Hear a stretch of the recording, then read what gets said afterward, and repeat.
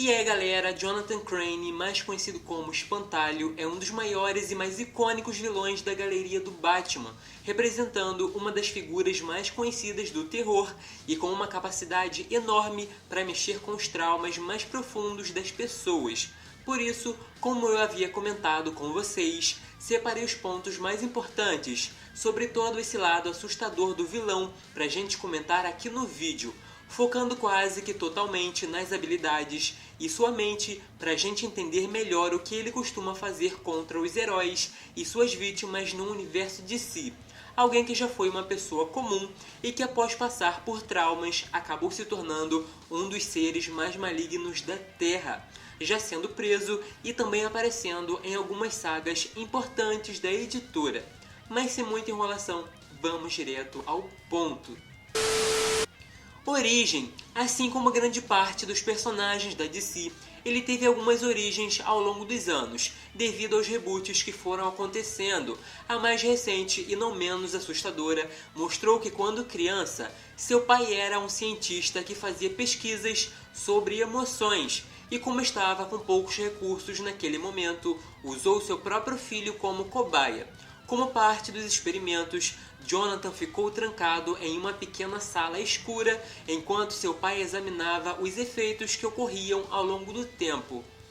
Certo dia, durante uma das experiências, seu pai sofreu um ataque cardíaco e morreu, deixando o menino ainda preso na câmara de testes, e para a situação ficar ainda mais sinistra, o garoto ficou lá por dias sem comer enquanto passava por todo aquele pânico. Algumas pessoas que trabalhavam na universidade onde seu pai trabalhava ficaram preocupados com a ausência e eventualmente chamaram a polícia para investigar.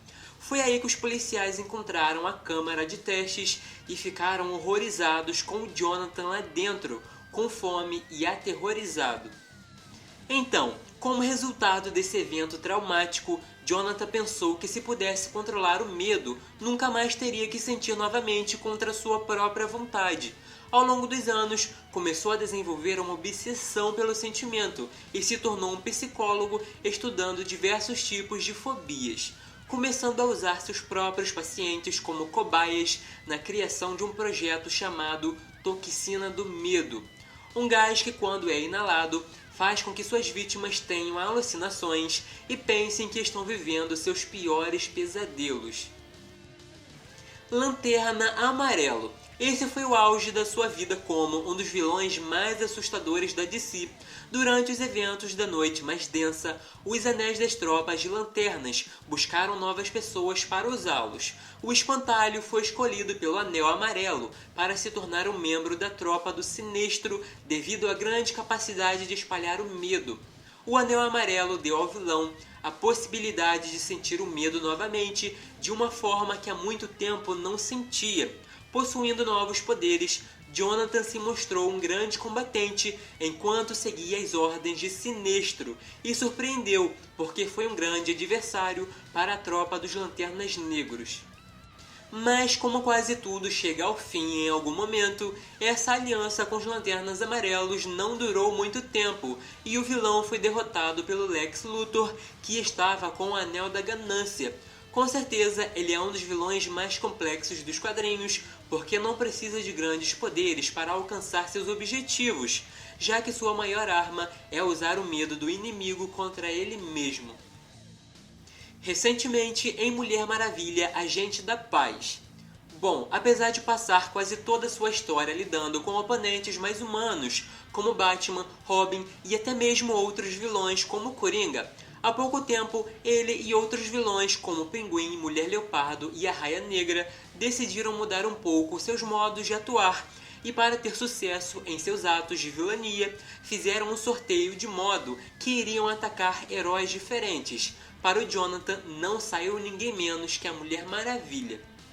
Bom, Diana no começo até foi influenciada a viver seus maiores medos enquanto estava sob o efeito do gás, mas como ela tem uma mente muito poderosa, conseguiu descobrir que aquilo não era real.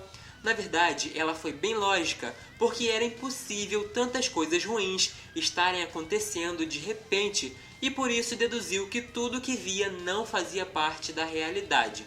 Ou seja, a Mulher Maravilha, além de ter uma mente muito poderosa, também é muito inteligente e dificilmente será manipulada.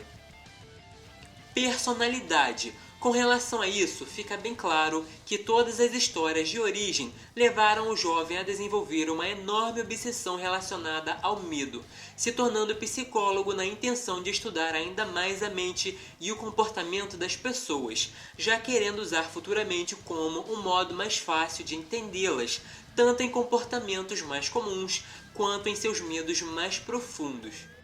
Então fica bem claro que suas ações não são movidas apenas pelo dinheiro ou vingança, como a grande parte dos vilões. Ele vê seu modo de agir como pesquisa e satisfação pessoal. E apesar disso, já aconteceu sim dele usar seu lado mais empático e humano em raros momentos, como por exemplo, quando deixou algumas pessoas fugirem, tanto dele quanto das armações de outros vilões, onde acidentalmente acabou se metendo. Porém, isso acontece em raros momentos. Geralmente usa seus pacientes como cobaias na criação do gás do medo.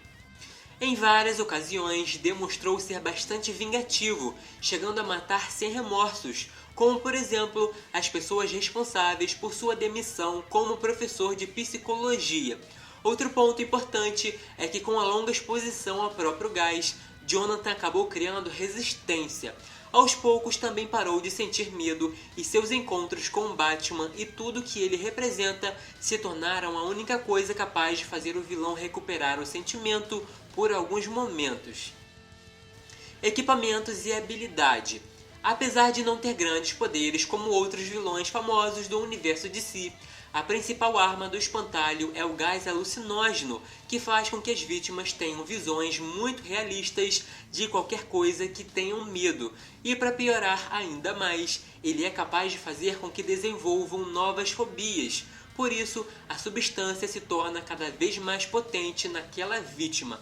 Para aumentar sua versatilidade em batalha e planos malignos, pode utilizar de várias formas, como aerosol, cápsulas e dardos para acertar alguém que esteja distante. Mas não para por aí, porque ele tem se mostrado um excelente artista marcial, até porque lida muito com heróis que são excelentes lutadores, geralmente usando uma variação do Kung Fu chamada de dança violenta, utilizando bastante tanto os braços quanto as pernas, às vezes recorrendo a ferramentas como armas e foices que combinam bastante com a estética do espantalho. Outro ponto que não podemos deixar passar é que apesar dos seus conhecimentos sobre ansiedade e fobias, possui um grande conhecimento em química para a produção do seu gás do medo. Mas e aí galera, curtiram o vídeo? E estão gostando desse conteúdo mais voltado para o Halloween, com vilões e anti-heróis baseados em lendas e histórias de terror?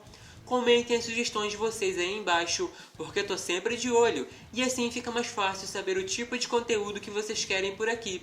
Não esqueçam de deixar aquele like e se inscrever no canal, porque ajuda muito no crescimento do Dinostálgico.